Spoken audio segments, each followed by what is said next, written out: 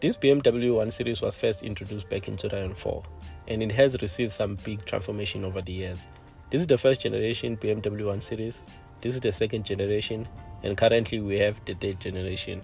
There are many significant changes that have been made on this car since it was first introduced, but the important one was the shift from rear-wheel drive to front-wheel drive. For those who are not familiar with cars and engines, rear-wheel drive is a form of mechanical layout in which the engine drives the rear wheels only. And most rear-wheel drive cars feature a longitudinally placed engine in front, which means that most rear-wheel drive cars have a longer front end. The first and second generation 1 Series had rear-wheel drive, and this current model we have is front-wheel drive, so there are no rear-wheel drive 1 Series or hatchbacks anymore. This BMW 1 Series competes against the likes of Mercedes-Benz A-Class, the Audi A3, and the VW Golf. So I want you to sit back and relax because I'm going to tell you everything you need to know about this car. Welcome to Cars 24 and welcome to this video.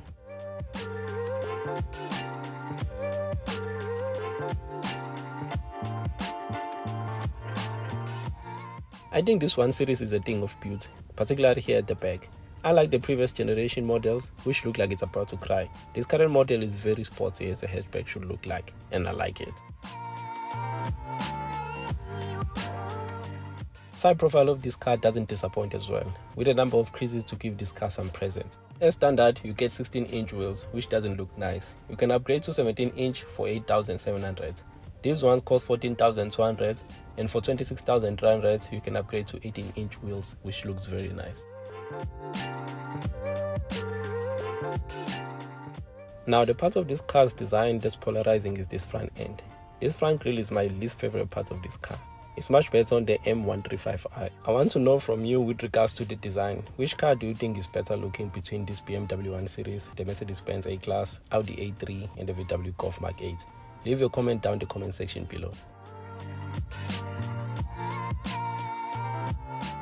Now let's quickly talk about the engines. There are 3 petrol engines and 1 diesel to choose from. The 118i has a 1.5 litre 4-cylinder turbocharged petrol engine with 103 kilowatts of power and 220 Newton meters of torque. The 128i has a 2 litre 4-cylinder turbocharged petrol engine with a power output of 180 kilowatts and 380 Newton meters of torque. And lastly on the petrol side is the M135i, which is powered by a more powerful 2 litre 4-cylinder turbocharged petrol engine with 225 kilowatts and 450 Newton meters of torque. Unless you are Brian from the Fast and Furious franchise, you don't really need this much power. On the diesel side, there's only a 1.1 with a 2 litre turbo diesel engine, which has the same power output as the petrol engine, but with a torque figure of 350 Newton meters of torque. Now with regards to lines, you get a standard model BMW with all your standard features. Second to that is your sport line, which you get it with these 17-inch wheels, sport seats for driver and passenger, and a sport leather wrap steering wheel. The M Sport package comes with LED fog lights, M Sport suspension and the M aerodynamic kit, which bring these aggressive front and rear bumpers. Then there's an M Automobile. Choosing this option will change your engine trim to the M135i, which we previously discussed.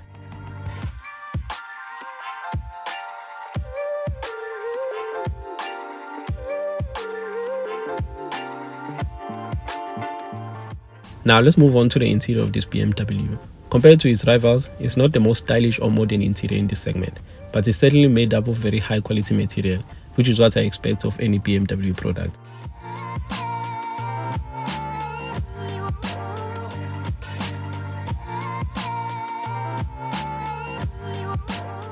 This infotainment screen is standard. It has its own inbuilt sat-nav with Apple CarPlay and Android Auto as standard.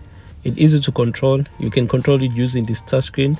You can use gesture movement, or you can use this control setup, which is very useful, especially when driving.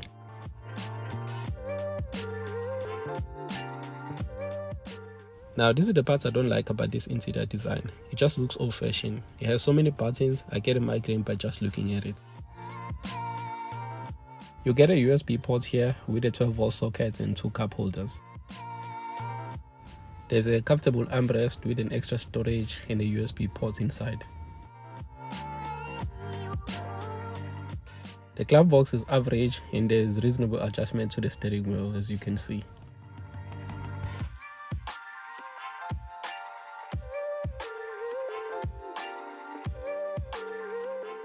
The deluxe package adds this panorama tilting sunroof, hi-fi speaker system, and park assist for an extra 36,300. Now let's move on to the back of this car. This is a pretty spacious hatchback. Both knee room and leg room are fine. The headroom is a problem because of the sloping roof line, and it's worse in the middle seat. But that's not a big deal because I wouldn't buy this car to have passengers anyways. Anglift the mood. But say you do have two USB ports for back passengers. There's a center armrest with stylish cup holders. And you can bring your child along for a ride because you do have two isofix anchor points for your child seat.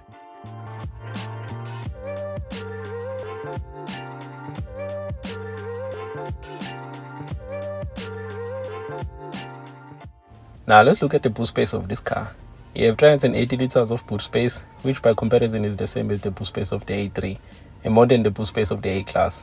It's flexible as well. You have 40-20-40 split, and this increases your boot space to 1,200 liters. Same with the Mercedes-Benz A-Class. This BMW doesn't come with a spare wheel. So in the case of any emergency, you have a run-flat tire which prevents the damaged wheel from deflating, but you can't exceed 80 kilometers per hour.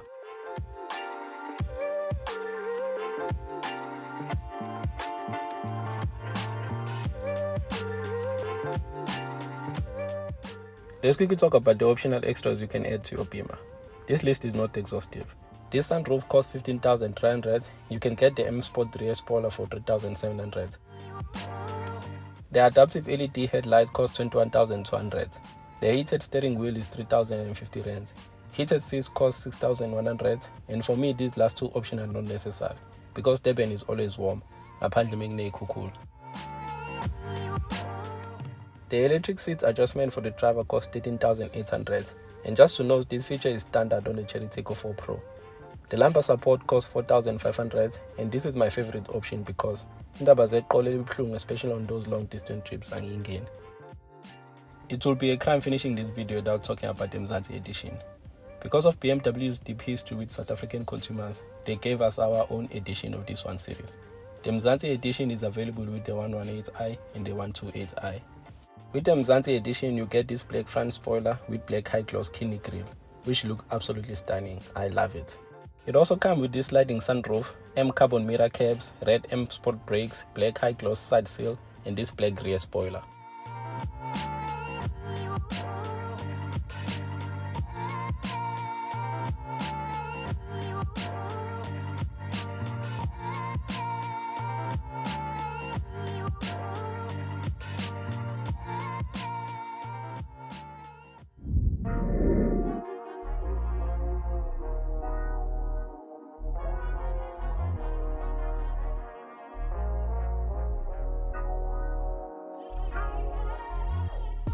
Now let's look at the pricing of this car.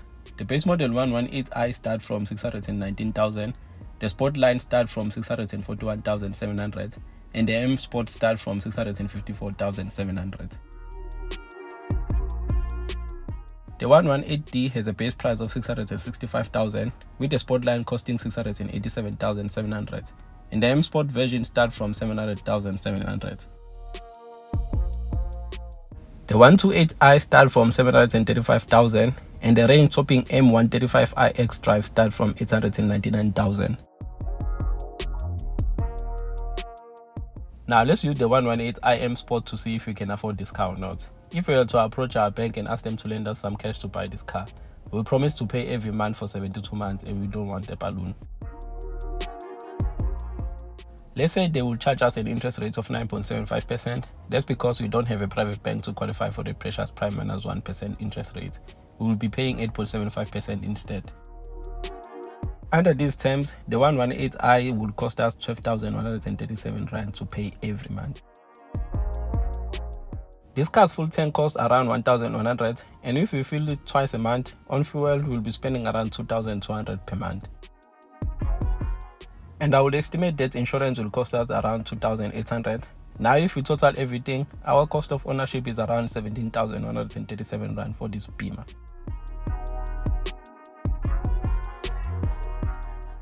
Now the question we need to ask ourselves is it really worth it though? Man, I don't know. For someone else it may be worth it, and for someone else it may not be. I think it all depends on your income. I hope you notice I didn't say salary. For me, I think if you are able to provide for a family, pay all your bills, save and invest some cash, and still afford to pay such an amount for this car, I think it's really worth it. The problem with me starts when you try to get the 30% balloon, creating problems that were never there from the first place. This year I bought this gorgeous Mazda CX-30. It's still one of my favorite Mazdas, along with the Mazda 3 and the CX-5. 4 months of owning it, I realized the relationship wasn't working, especially with all the rise in interest rates and the cost of living in general. I had to give it away, and I bought a car I usually speak about in most of my videos. If you've been around for a while, show me by dropping this car's name in the comment section below, and this will let me know if you've watched this video till the end or not.